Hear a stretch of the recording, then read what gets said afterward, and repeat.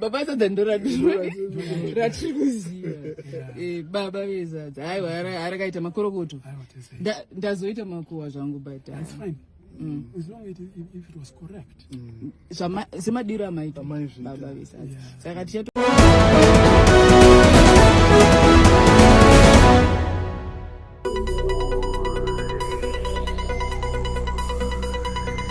Muri Zimbabwe nezuro kwakanga kwatenderera mashoko mhepo dzinonzi dzakanga dzasimukira baba vesadza avo vakakurumbira musvondo radarika pashure pekutenderedzwa kwevhidhiyo ravo vachibika sadza mukati meguta reHarare.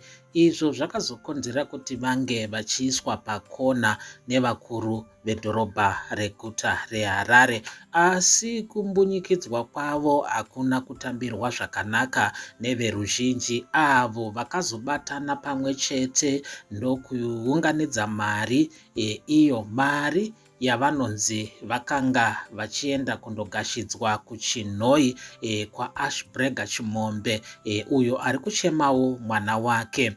Zvinonzi pakusvika kwavakaita kunzvimbo iyi ndipo pavakanyeperwa kana kuti pavakanzi vanga vachida kuba nharembozha.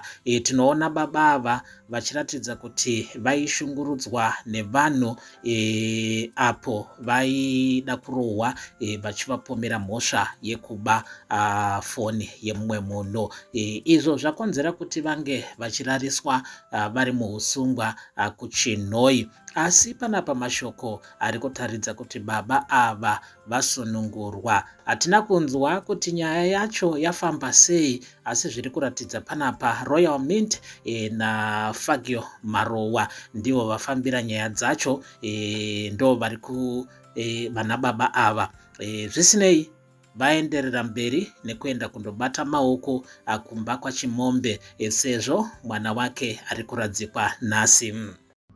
Nuranga kutochima zita ramaida cheriche ndo rakaita baba vezadza ndakavaudza kuti baba vezadza ndo ratiri kuziva baba vezadza aiwa arakaita makorokoto ndazoita makuwa zvangu but that's fine.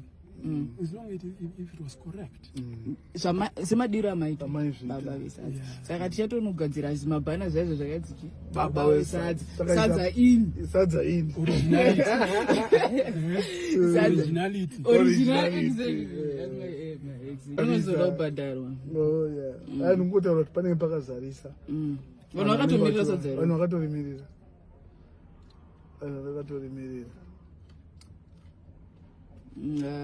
saka tandifunga kuti tipfure chibata maoko ka zvinoita nje tongopfura chibata maoko tobva taenda kumba because ari kuchengetwa nhasi mwana wayo. Saka taona kuti hamungadzokeri musina kuita zvamamafambira ndizvozvo. Saka vakupedzisa kutobva tabuda.